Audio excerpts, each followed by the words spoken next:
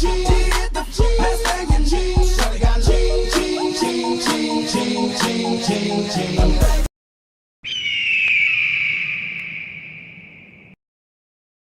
everyone, Rock of Krypton here, and your eyes are not deceiving you. This is a reaction video, specifically to Death Battle, Phoenix vs Raven, Marvel vs DC.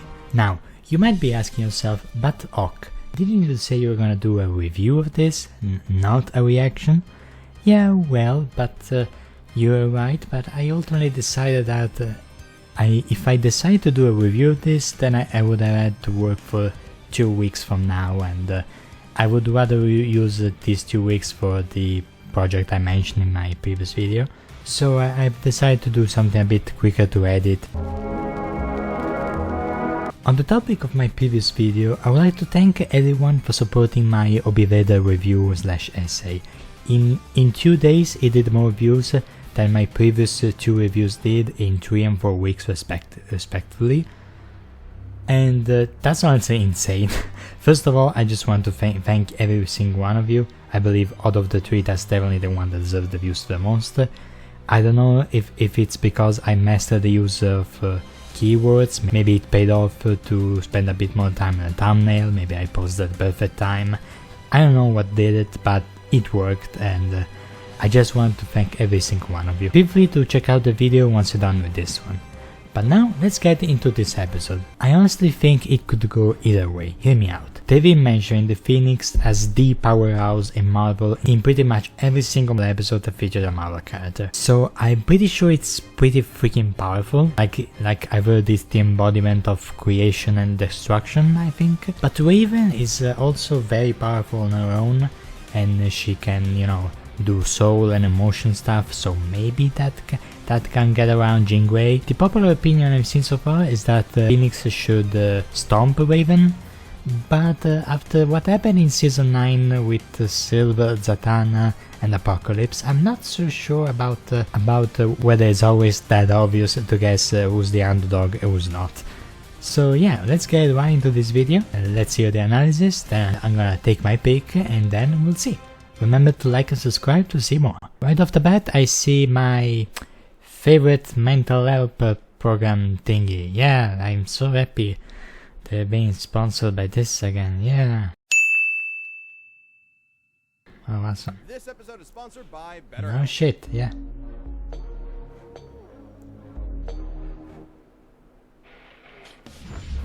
Oh, down. Jean Grey, the marvelous Phoenix of the X-Men. Yep. Raven, the Azeranthian demon witch of the Teen Titans. The one and only. If absolute power corrupts absolutely, y'all already used that for Omni-Man vs. Homelander. Be consumed by Bird battle time! He's Wiz and I'm Boomstick. And it's our job to analyze their weapons, armor, and skills to find out who would win a death battle. Alright. Nice pose, guys. In Greek mythology, the majestic phoenix bursts into flames upon its death, then rises from its own ashes. It's a symbol of nature, rebirth, the dawning and setting of the sun, the beginning and end The of music, life. though. A cycle poor Jean Grey was thrown into way too young when her best friend was struck by a car right in front of her. Just like a phoenix, the trauma of Annie's death was the start of something new. Her mutant power of telepathy. Okay, sorry, I'm gonna have to pause a bit to get my thoughts out of the way. I see that they already changed this from the movies. I mean, the movies changed from this because I know that there's something that happened in Jean Grey's childhood in both the movies and the comics. In both cases, Professor X is very much on the don't let them see, don't let them know side of things, so that's accurate, but this whole thing, my god, that's a awful way to discover your superpowers regardless of the iteration. Power of telepathy. In Annie's fleeting moments, Jean bonded with her mind, and they experienced her death together. Oh By the god. way, Jean was 10 Enter Professor Charles Xavier, who hoped to help Jean through her trauma. and was also a telepath. He taught Yeah. Jean how to control. He's the perfect mentor if you think about it. Okay, Jean Elaine Grey Summers. Oh, because she's married to Cyclops, of course. He's a very lucky guy. Well, most of the time. Phoenix, Mother Girl, yeah, that's her name when she is Jean Grey normally. Okay, she's pretty tall. I stand. Omega level mutant, X-Men, X-Factor, X-Force, Hellfire Club. Yep, sounds legit. Her X-gene, and she used her powers to find other troubled mutant kids around the country. Thus, the first iteration of these marvelous mutant superheroes was born, the X-Men. Cyclops, Iceman, Beast, Angel, and of course, Marvel Girl. We can workshop that name. Jean's potential as a telepath was incredible, so far beyond Xavier's in fact that he installed psionic blocks in her mind to limit her full power. At least until she was mature enough to wield it safely. She can read and control thoughts. Okay, telepathy Omega level. Astral projection, interesting. Raven can do that too. Extrasensory perception, illusion, mind reading, memorization, psionic absorption, psionic weapons, and matter manipulation, transmutation. Okay, yeah, this is like an alchemy thing, right? She can turn things into things. I am very articulate, as you can tell. Yeah, I don't think Raven has any counter to that, but we'll see, Communicate telepathically, rewrite and erase memories, manipulate each one of your senses, and project her mind into the astral plane. Jean is also an expert telekinetic, capable of forming energy barriers, deconstructing giant machines, and even halting the blood flow to your brain. Starting to feel like the guy with big hands who can climb good is a little out of place, but Jean's life would change forever. Again, on one fateful mission. Trapped piloting a ship through a solar... Okay, I know they did this in the Dark Phoenix movie, when they tried to be a bit more accurate. Keyword being tried. Storm, the Marvel Girl came into contact with an incredible energy. It merged with her, greatly enhancing her power. But there was a catch. This thing wasn't just a power boost. Oh, it was a giant space bird. More like a cosmic being, which is the embodiment of the Big Bang, destined to consume all of existence at the end of time. Yeah. This is the Phoenix Force. Well, merging with the Fire Chicken didn't turn out so great, because all it wanted to do was blow shit up. Hey, why don't I get a Phoenix Force? That sounds awesome. The Phoenix Force desires destruction. I don't think Boomstick will be a good host for the Phoenix Force. I mean, he did wield the Omnitrix, he did swallow the One Ring, but I don't think that will be a good sight for everyone.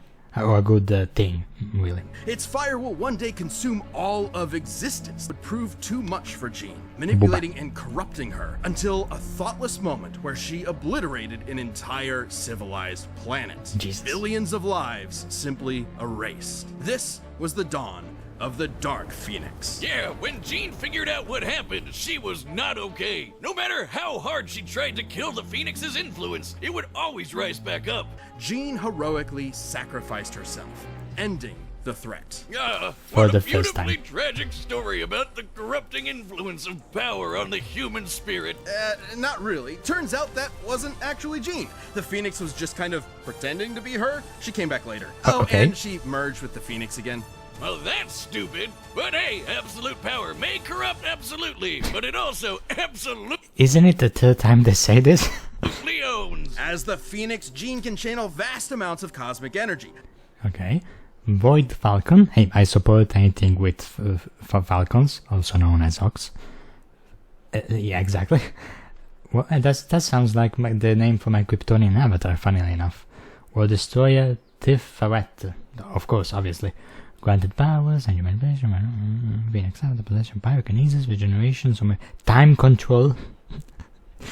Time, huh?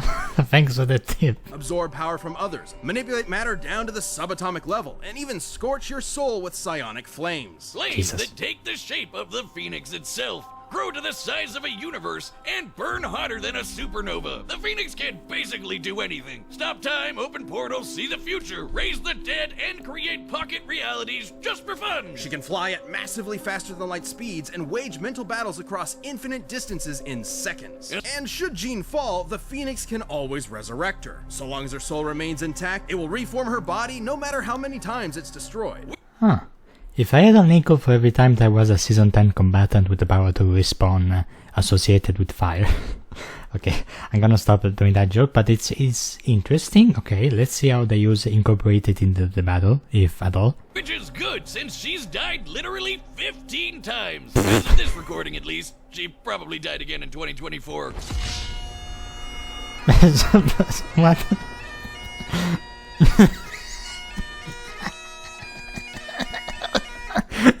I didn't expect it. As of July 26, in 2023, sometime after this recording took place, Jean Grey died a 16th time. Comics are fucking crazy. I did not expect that. Rest in peace, I guess, for now. I love it. But hey, when Jean's not around, the Phoenix has jumped into other people. Rachel Gray, Hope Summers, Firehair. It's got a thing for redheads. Oh, do you think it was a bad idea to have Jocelyn study it? Oh no. I demand a raise! Nah, she's fine. Well, even with plenty of... Okay, well, I just finished my internship, so I can relate to that, but is that the first time we ever see the backs of Wits and To Boomstick? choose from, the Phoenix would often end up back with Jean. Like a clingy, codependent ex. While Jean might be stuck in a kind of love Ouroboros with Scott, Logan, Emma, basically everyone, her true bestie is the Phoenix. Because according to the Phoenix Force, she is its perfect vessel. The Phoenix is powerful enough to stalemate Galactus and defeat the being Necrom, who was going to collapse the multiverse into a singularity. With Old Man Logan as its host, the Phoenix saved the entire Omniverse from destruction. Okay, I think we're about to see Zatanna vs Scarlet Witch 2. I am even more sure of now than I was when I first started the video. Yeah, basically the embodiment of the previous multiverse got mad and tried to flood reality with his evil juices. So, Old Man Phoenix held back a tsunami that would have erased all of Marvel Comics. Let's move on. Even after multiple possessions, Jean was never quite free from the influence of the Dark Phoenix.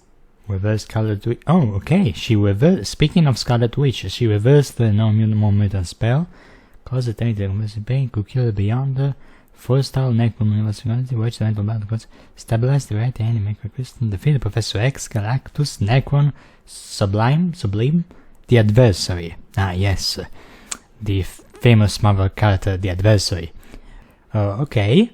She's pretty stacked. I don't think we even ever did anything against cosmic entities, but we'll see. And the threat of its ultimate destruction. But Jean's like the nicest and most patient person ever, so she eventually sort of got through to the Phoenix Force. And with their combined power emotionally stabilized, Jean reached her ultimate state of being. The White Phoenix of the Crown. Sounds like a Dark Souls boss, and just as bullshit. White Phoenix is a perfect merging of Jean and the Phoenix Force. Plane of existence and the center of the Phoenix's power. Oh god, Beyond the far shore of reality, it is a dimension the Phoenix has complete control over and even gets stronger while in it. But Phoenix could never get out of that let's kill everyone mindset. So Jean finally confronted it and dumped his ass. Yeah, she dumped the cosmic god of destruction. You go, girl. Time to take back the good old days of... Wait, they're calling her Marvel Girl again? Roll it back. But like a phoenix, the two will inevitably rise again and reunite. Refreshed and renewed, with a passion that can melt stars and set our souls aflame. I love this art style, it's the cutest thing ever. Well, where is this from? I know there's an anime, we saw glimpses of it, but everyone looks adorable as well, even Wolverine. So somehow, I love this, so cute and soft and also, man, exactly what the spoiled girl needs in her mind. This episode is sponsored by... And skip. I can't skip, but future me can. See ya. BetterHelp. It can be easy to spend all your time on your work, your friends... It can be easy to spend all your time on your work. Once upon a midnight dreary, the Demon Lord Trigon had a plan to... Okay, perfect. Edgar Allan Poe, perfect. I didn't even think of doing that connection. Perfect. ...escape his extra-dimensional prison. By manipulating a poor young Gothamite named Angela Roth, he would spawn a half-demon child that would summon him to Earth. Oh, Raven's mother is from Gotham City. That is honestly... If that's not perfectly fitting, I don't know what it is. See, this is one of the many reasons you don't live in Gotham. Thankfully, Angela was rescued and taken to a dimension called Azarath, filled with a bunch of smelly space hippies. And there, she would... Yeah, I've heard that in the Teen Titans cartoon, basically Azarath, Metro and Zintos, Azarath is the name where Raven is from, the place as they just said. Metron, I think it's something from DC Comics, but Zintos is something the creators made up on the spot. So yeah, here's a fun fact for you. Have her doomed daughter, Raven. The Azarathians were terrified of Raven. If she ever lost control of herself, even for a moment, she could release Trigon into the world and kickstart the apocalypse. So they trained her to control her mind, forbidding her from feeling Okay, these sections are rather small for this episode. I'm not sure why, but okay. Founder of the New Teen Titans, likes friends, meditation, gossip girl. Okay, that's surprising. Okay, she doesn't have any aliases, so Richard Walter / Raven it is. And yeah, she's also quite tall. any emotions whatsoever, and thus suppress Trigon's influence. Which is smart, since even without Trigon, she's strong enough to accidentally destroy the universe. Okay, never mind what I said about Raven not sticking up. I don't know, Wiz. Being told that if I get too mad or too happy I'd let loose the actual devil might just make me a tad bit stressed out of my goddamn mind. I call it the prequel trilogy School of Psychotherapy, and Perfect connection to the previous episode, perfect. In case you didn't know, suppressing your emotions is not a good thing in the long run. much like a Jedi, Raven learned some sick magical powers. Raven is an empath and can sense the emotions of others even from across the universe. She can shape those emotions so precisely it acts as a form of mind control. She can sense your presence, absorb and redirect your pain, steal your energy for herself, communicate telepathically, erase memories, or just turn your brain off and put you to sleep. Her telepathy Erase memories. So what if Raven makes Jean forget that she's the Phoenix? I don't know. I don't know. is so strong she could resist a mental attack from the Hive Queen, whose psionic abilities could overpower even Superman's mental defenses. God, I could use that some nights. And he can resist mind control from dudes who can destroy the multiverse. Seems like she's got this emotion shit locked down. What's Okay, so we're doing the... Oh, she can do X because... Why? It's Z. Okay, they're doing that thing. I'm not too much of a fan of that, but let's see where this goes. problem? Her very soul. While her body is ostensibly human, her soul is the locus for Trigon's corruption, and she can separate it from her own body in the form of her silhouette. It's a bird! It's a plane! No, that's just a bird! This soul self so is cute. non-corporeal and can be controlled from an interstellar distance away. She can use it Okay, yeah, the famous soul self. Basically, every time she pops up a big black raven. Manifestation of the soul, possession, regeneration, shape-shifting, separate... Okay, separate form of a life force. So, does it count as a separate being? Or maybe I'm misunderstanding that.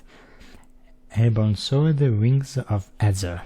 Of course, yeah. to fly, teleport across dimensions, possess people, smash ponies like a battering ram, Really?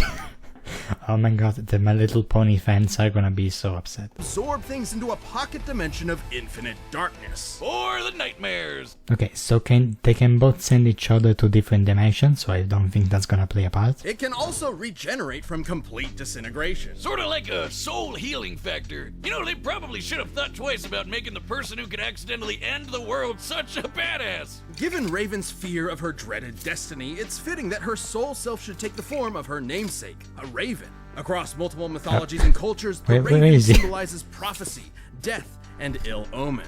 Why they gotta use Mecha Goosezilla as a guinea pig? Hey, if ravens mean bad news, what about gooses? Oh god. You wanna fight me, motherfuckers? I'll nibble you. Hey, what he said? I'll nibble your eyes out. Gonna nibble you. See ya, suckers. Okay, bye.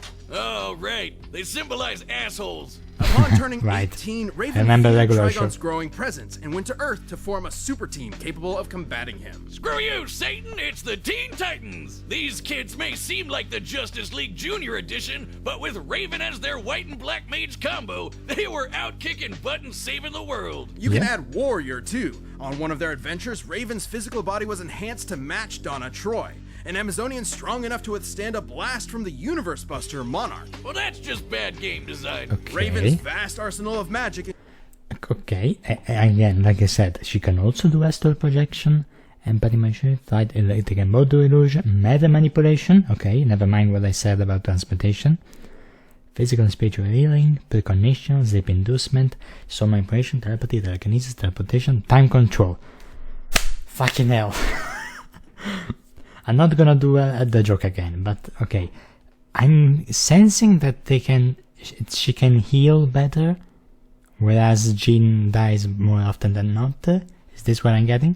Includes lightning, force fields, illusions, telekinesis, shape-shifting, matter manipulation, stopping and traveling through time, and most dangerously, her control over souls. She can rip your soul out of your body and absorb it to get stronger. Even Okay, so Raven plus Phoenix equals a problem, right? controlling a universe full of souls all at once is no big deal. And should someone attempt to possess her, she can tether their soul to hers, absorbing them. Like in a possible future timeline where she did just that to the 4 horsemen of the apocalypse. She got strong enough to destroy all of creation. She was called the Unkindness, which is actually the term. Oh, they're doing unkindness. I thought that it was against the rules. Interesting, okay.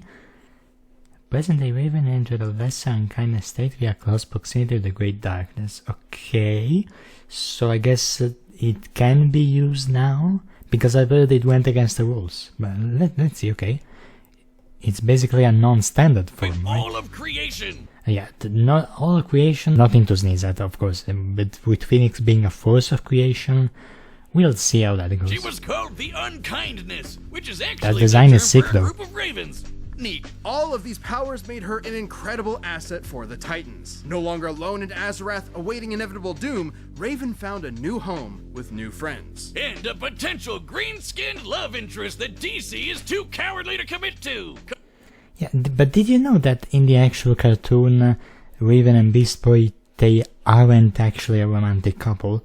Yeah, it's a phenomenon I've seen in the video. Apparently, they're just really good friends, but in the Teen Titans show that started this whole thing, she actually has more romantic chemistry with Robin, of all characters. Yeah, it shocked me too, but apparently it was all in our minds. I don't know, watch this video to understand better. Come on, guys! We all ship it! Alongside Raven, the Titans have defeated the Church of Blood, the alien conqueror Mongol, and the Brotherhood of Evil. However, the more Raven used her powers, the more Trigon's influence grew, unleashing a frightening transformation.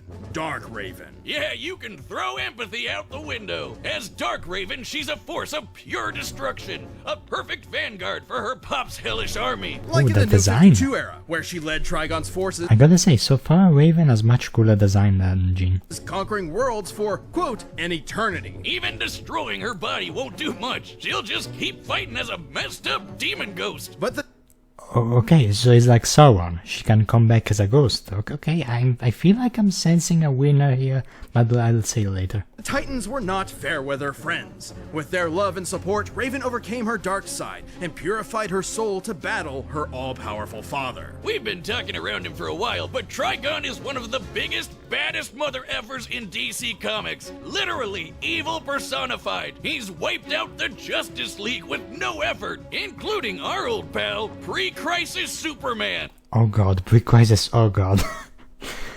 Oh, the one that needs the galaxies away? Oh, okay, oh my god, okay. The same Superman who flew so fast he broke the bonds of infinity.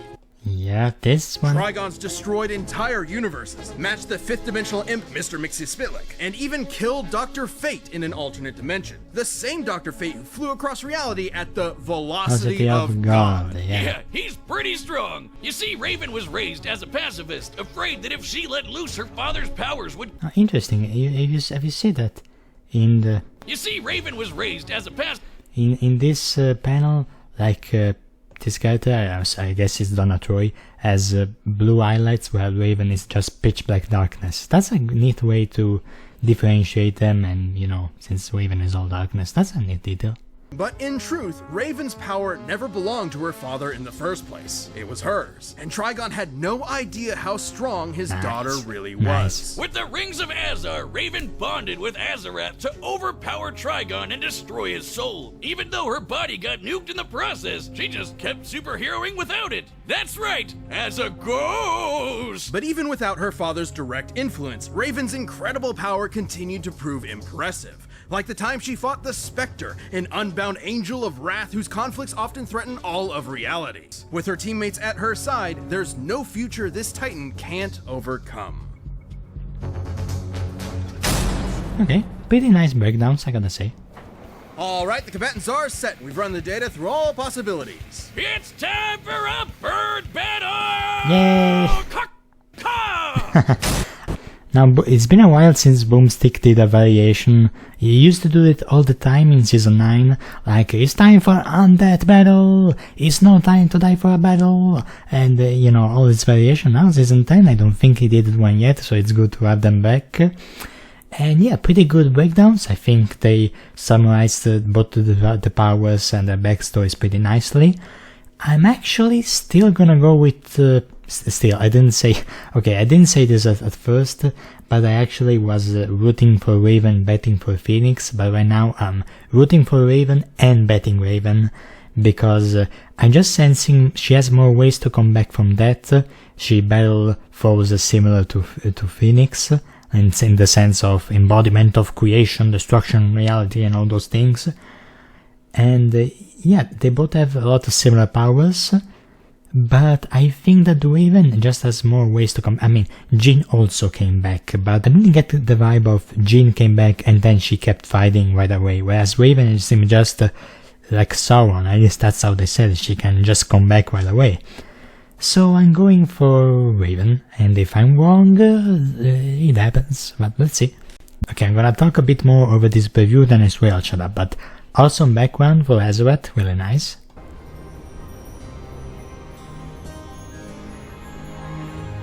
This model is much better than the last one they used. Also, the track they're playing right now, Forevermore, it's amazing. It mixes together the theme for X-Men animated series and the Teen Titans cartoon. It's awesome, please go listen to it. And yeah. There she is. Come to burn my home to ashes. It's also the same voice actress from Twilight vs. Raven, but this time she's using a much more higher pitch, kinda like the difference between an Injustice voice and a Teen Titans voice, despite being voiced by Tara Strong. There's also a case of the same voice actress using a different voice. The demon inside you is too strong to be left alive. I'm sorry. This is for the good of the universe. You hear the Teen Titans theme song? I love how they end round the birds.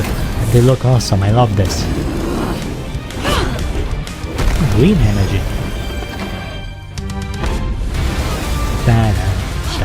Azeroth Metreon Zenthos!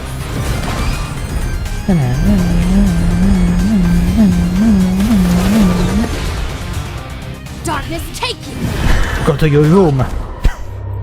KO! What's the matter? Afraid of the dark. Also Teen Titans callback, and now the preview ended, so I'm just gonna shut up and react live. You don't control my mind! Go, Jean. I mean, go girl, I mean.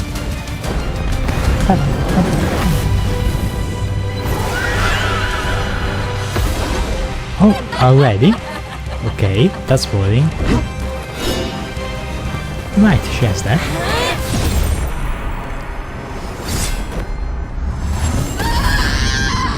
Ouch. Ooh, that was chilling, I love it. It's too late for you now! Oh, okay, they're both red.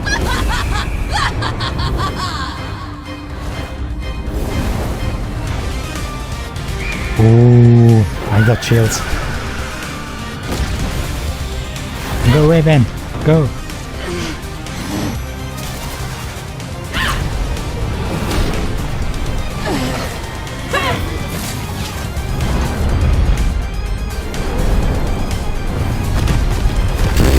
That was kinda fun.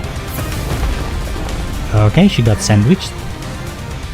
Let me cleanse you of your demons. Sear and scorch them all away! Ouch. Oh. No, I'll take this pain from you. Oh. Enough! I'm taking everything that twisted you to somewhere white, hot, pure!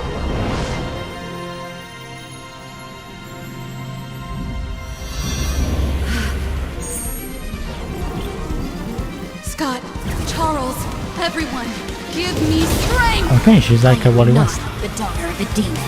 I am a daughter of Azarath. Azarath Metreon Zinkos! Go Raven! Okay, try as you might, Phoenix. It's been good to see you. Oh, that was chilling. I love it.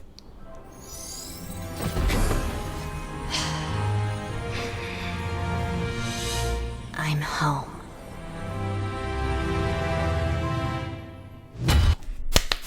I won! Yeah! Okay, that was a pretty great fight, I'm gonna be honest. I really love the 2D animation shot and the killing blow when Raven blew. Metreon Zinkos!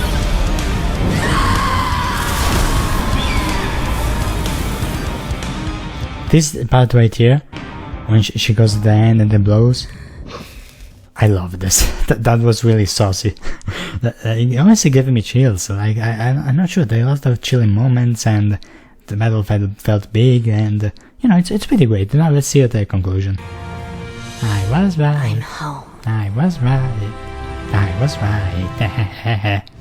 KO! You know, I think they could have just talked this one out. This Yeah. was a nail-biter, and perhaps that's surprising, since Raven's reputation hardly matches that of the almighty Phoenix. Probably because Raven's always holding back. When she does it, you don't have to dig too deep to see that these two are evenly matched in power. The Yeah. Phoenix Force was Okay, let's see this. More showings of Iron Power, yeah. Phoenix Force has more experience, yeah, considering it's as old as a Big Bang. Lacks spiritual defenses, yeah. Couldn't destroy the Soul Self, exactly. Like I said, Raven has a soul regeneration, while Phoenix didn't. I see, I pay attention. Raven counters most regen abilities, yeah. More options to identified. Soul Self would always regenerate. Like I said, it's Dark Souls, except the Dark Souls actually wins. Theoretically, less stamina and experience. I mean, yeah, I guess, but it didn't really matter. strong enough to hold back the destruction of all creation. But Raven had multiple showings of battling similarly powerful characters like Trigon and the Spectre. Yeah. And both could compete with speeds exceeding infinity. Sure, Jean got a power boost in the White Hot Room. Though it may technically be harvested from a primal keybond spawned within the White Hot Room, neither Jean nor the Phoenix have ever weaponized the anti-magic properties of Mysterium. It would have been a problem for Rachel in that case. But that didn't make her invincible. The Phoenix has been overpowered there before, like by this big green cat. So throw stats out the window. This fight came down to their abilities. Both were immeasurably powerful telepaths. Both could control matter and time. Yeah. And both could absorb each other's I really love this 2D reaction shot. energy. However, Raven's ability to survive and fight as just her soul meant that most of Jean's offensive arsenal could not end the fight. Yeah. The Phoenix Force could have attempted to possess Raven's soul, but Raven has tethered her essence to other similarly powerful beings and absorbed them in the past. And while the Phoenix's fire has shown to burn souls, Raven's has regenerated from complete disintegration. As On I the said, flip side, Jean actually had very little defense against Raven's soul manipulation. The Phoenix could regenerate Jean's body, but not her spirit. When Rachel Gray's soul was shattered, the Phoenix was actually incapable of healing it on its own. And while the Phoenix Force itself will be reborn in the White Hot Room, this can take months, years, exactly, even as I said, she can regenerate right away. I just now realized all these times they use the Phoenix as a standard for our characters to be infinitely powerful. Now Raven is just gonna laugh every time she sees that. centuries. So it could be one hell of a war of attrition, but ultimately only Raven had the ability to finish this battle. Jean Grey was one of the strongest beings we've ever seen. Yeah. But Raven's own awesome might, brilliant magic, and unique soul This was a cool effect with the time stop, by the way. I think it's how she did it in the Teen Titans cartoon. Interesting how Jean didn't do it, but okay. destroying powers snuffed out her fire for good. Will the Phoenix rise again, returning from that far, far shore? Quoth the Raven, nevermore. Nice. The winner Mic is drop. Raven. Okay. I've heard that the next time it's pretty hype and I somehow managed to not be spoiled about it, so let's go. Thanks for watching. Stay tuned. You're We have a welcome. new Death Battle releasing every 2 weeks I this know. year. And click the join button to get new perks and extra content. Will Planet do. level members even see Death Battles really. before anyone else, so don't miss out.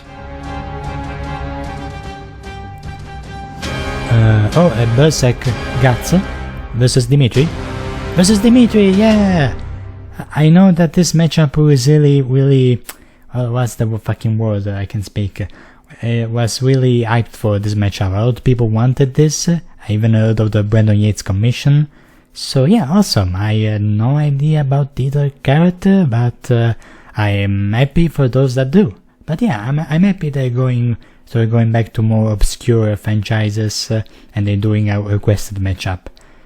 Also, guys, this is the third returning combatant in a row. That's interesting. Also, overall great episode. Do I like this more than Ant-Man vs. the Atom? Right now, I actually think I do, but I'll have a definitive opinion on that once I do a ranking. So yeah, I think this episode is way better than Raven vs. Twilight. It's not even a comparison. And it was a fun episode, yeah. Nothing too emotion-worthy or too fun-worthy like the previous two, but yeah, I think it was really fun. Remember to like and subscribe for more reaction. Tell me what you think of this format, if I should do more. And I'll see you next time. I'm Uncle Krypton, I hope I made your day slightly better.